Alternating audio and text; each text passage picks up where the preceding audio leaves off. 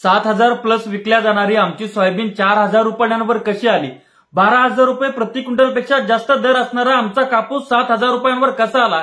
तर आमच्या तुरीला यावर्षी 16,000 रुपये क्विंटलपेक्षा जास्त दर मिळू शकला असता, परंतु तो कोणामुळे मिळाला नाही? या सर्व गोष्टीचं उत्तर जर शोधायला गेलं तर ते उत्तर आहे सरकार. आणि हे सरकार जर असंच करत राहिलं तर शेतकरी मेल्याशिवाय राहणार नाही. नमस्कार, मी ज्ञानेश्वर खरात पाटील. अॅग्रोवनची काही आकडेवारी तुमच्या समोर करतो. आताचे जे सुरू असलेले 2 वर्ष आहेत, या 2 वर्षामध्ये शुल्क मुक्त तेलाच्या, सोयाबीन तेलाच्या आणि सूर्यफूल तेलाच्या 40 लाख टन इतक्या आयातीला परवानगी दिलेली आहे. शुल्क मुक्त म्हणजे काय की परदेशातून इकडं माल जर आणायचा असेल तर त्याला कुठल्याही प्रकारचं कर लागणार नाही. म्हणजे इथं साठा वाढवायचा, एकीकडे कृषी प्रधान देश, एकीकडे आत्मनिर्भर होण्याच्या घोषणा आणि दुसरीकडे परदेशातून सगळ्या गोष्टी आयात करायच्या आणि इथला शेतकरी मारायचा. का? इथल्या शेतकऱ्यांमध्ये तुमचा जीडीपी कोरोनामध्ये प्लस ठेवण्याची अवकात आहे. इथल्या शेतकऱ्यांमध्ये हा देश चालवण्याची अवकात आहे आणि इथल्या शेतकऱ्यांमध्ये तुमचं फुकट पोट भरण्याची सुद्धा अवकात आहे. पण असं असताना तुम्ही शेतकऱ्यालाच का ओरबडताय, का लुटताय? उत्पादन खर्च भरून निघत नाही, अशी सोयाबीनची परिस्थिती आहे. आपल्याला माहितीये, ज्या वेळेस सोयाबीनला 7,000 प्लस भाव होता त्यावेळेस याच केंद्र सरकारनं 12 लाख टन जीएम सोयाबीन आयात केली, परंतु तीच जीएम सोयाबीन इथल्या भारतातल्या शेतकऱ्याला हे लावू देत नाहीत.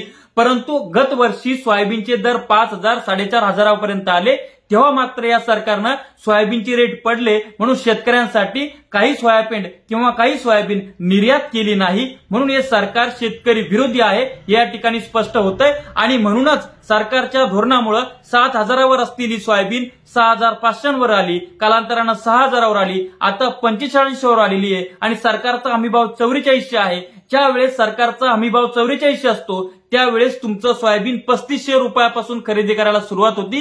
ही वस्तुस्थिती आहे. आमदनी अट्टनीन खर्चा रुपये आमचा झालेला आहे. आम्ही काहीच बोलायला तयार नाही आहोत. त्यानंतरचं आहे कापसाचं.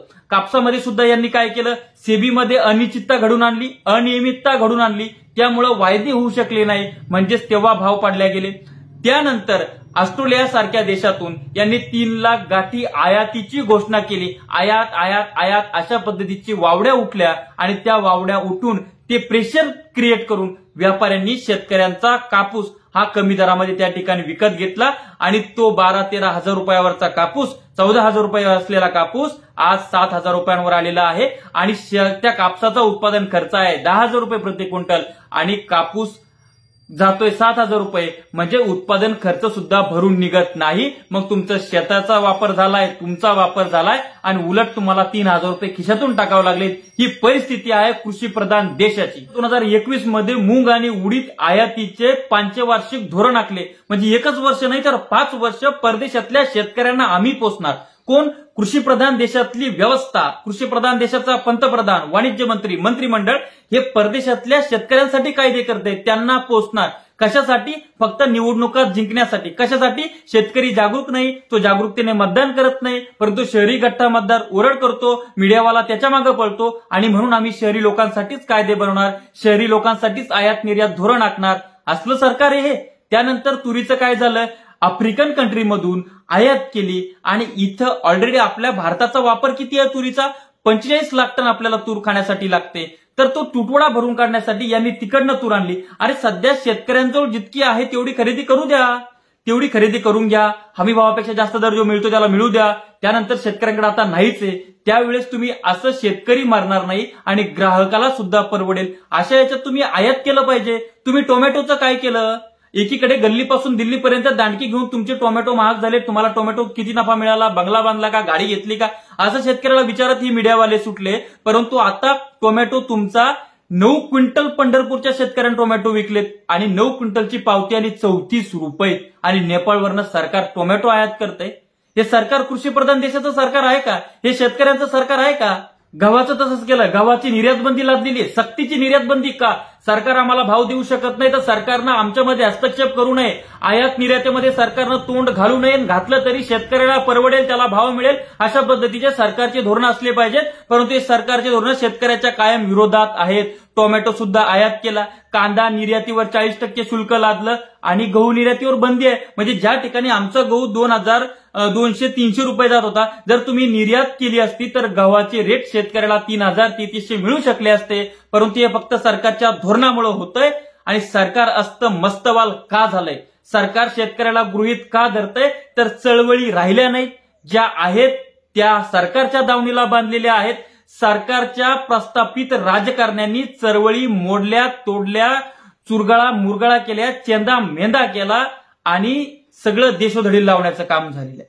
सध्या कुठे काही मोजकेच नेते जर सोडले तर कोण तुमच्या सोयाबीनच्या भावासाठी बोलतोय, कोण तुमच्या कापसाच्या भावासाठी बोलतोय? सध्या तुमची सोयाबीनचा पट्टाचा पट्टा उद्ध्वस्त होत चाललाय, त्याच्यावर कॉलर रॉट आलाय, दुसरे वेगवेगळे आजार तुमच्या सोयाबीनला झालेत, तुमचं क्षेत्र होत्याचं नव्हतं होतंय, उत्पादन खर्च भरून निघत नाही. अशा अवस्थेमध्ये कोण तुमच्यासाठी बोलतंय? मग तुम्ही ज्यांना निवडून देता 90% इथल्या विदर्भ मराठवाड्यातल्या आमदार खासदारांचा मतदार हा शेतकरी असताना तो त्याविषयी चकार शब्दही काढायला तयार नाही. मग शेतकऱ्यांना आता उठा आणि जागे व्हा. तुम्ही स्वतः मेल्यापेक्षा यांना मारून जगा, यांच्या बुडाला आग लावा, बाप दाखवण्याचं श्राद्ध घाल. या आमदार खासदारांची परिस्थिती तुम्ही केली पाहिजे. विधानसभेमध्ये कशासाठी जातात, लोकसभेमध्ये कशासाठी जातात? यांची धास्ती झाली पाहिजे की बाबा या कापसाला भाव जर मिळाला नाही, सोयाबीनला भाव जर मिळाला नाही तर आम्ही सिटिंग आमदार खासदार जे आहोत आम्हाला ही सरकार ही जनता पाडून टाकेल, म्हणून मला रस्त्यावर उतरावं लागेल. आणि हे रस्त्यावर आपल्यासोबत उतरले पाहिजेत. आपण यांना निवडून दिलंय, कशासाठी निवडून दिलंय?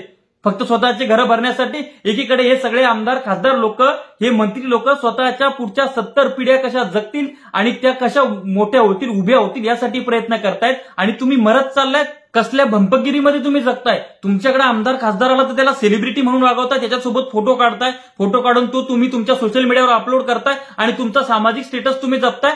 अरे पण दुसरीकडे खाली घालायला चड्डी नाही ना आपल्याला, अशी परिस्थिती आहे ना आपली. आज सोयाबीनचं काय? सोयाबीनचं म्हणजे मी जेव्हा लहान होतो त्यावेळेस ताडपत्री किती रुपयाला मिळायची? 400-500 रुपयाला. आता 30 ताडपत्री किती रुपयाला झाली आहे? 3,000-3,500 रुपये. मग त्या तुलनेमध्ये सोयाबीनचे रेट वाढले का? त्या तुलनेमध्ये कापसाचे रेट वाढले का? तुम्ही काहीच बोलायला तयार नाहीयेत.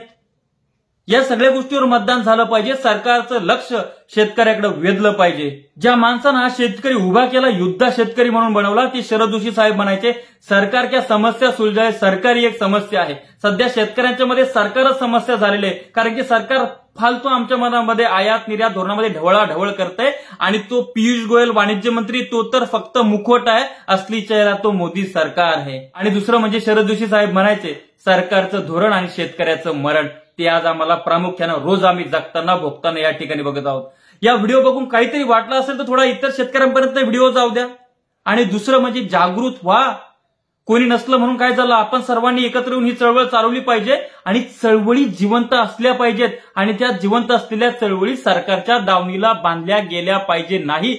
शोकांतिका या कृषीप्रधान देशाची की या कृषीप्रधान देशामध्ये सरकारवर वचक ठेवण्यासाठी शेतकऱ्यांची सशक्त दबावगट असलेली चळवळ संघटना नाही. व्हिडिओ कसा वाटलाय कमेंट्स करून व्यक्त व्हा, इतर शेतकऱ्यांना पाठवा आणि जेणेकरून आता सगळेजण हुशार व्हा, या गोष्टीवर मतदान करायला शिका. अशाच नवनवीन व्हिडिओसाठी आपलं चॅनल सबस्क्राईब करा, साईडला असलेलं बेल आयकॉन दाबा. व्हिडिओ फेसबुकच्या पेजला बघत असाल तर त्या ठिकाणी आपलं पेज फॉलो करा, इंस्टाग्रामला सुद्धा फॉलो करा. तुर्तास थांबतो, आपली रजा घेतो. आपला ज्ञानेश्वर खरात पाटील. धन्यवाद.